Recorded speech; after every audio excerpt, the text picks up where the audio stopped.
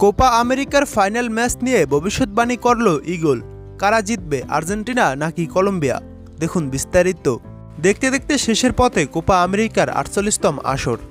আমেরিকার মাটিতে ১৬টি দল নিয়ে অনুষ্ঠিত এই টুর্নামেন্টে শিরোপার লড়াইয়ে টিকে আছে কেবল দুটি দল।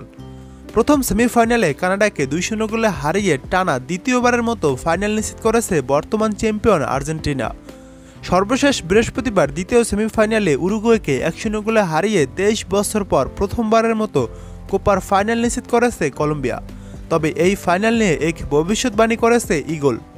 ভিডিওটি সম্পূর্ণ দেখে তারপর মতামত জানাবেন, তার আগে কেউ উল্টাপাল্টা কমেন্ট করবেন না। যেখানে দেখা যাচ্ছে আর্জেন্টিনা এবং কলম্বিয়া দুটি পতাকা এক টেবিলে রাখা হয়েছে এবং ইগলকে ছাড়া হয়েছে দুটি পতাকা থেকে যে কোনো একটি পতাকা তোলার জন্য। ভিডিওতে দেখা যাচ্ছে ইগল প্রথমে গিয়ে আর্জেন্টিনার পতাকাটি মুখে তুলেছে এবং তার কিছুক্ষণ পর আরও একবার আর্জেন্টিনার পতাকাটিতে আবারও মুখে তুলেছে ইগল এবং সাথে ছিল কলম্বিয়ার পতাকা। সেখানে ইগল কোনো পতাকা মুখে উঠায়নি।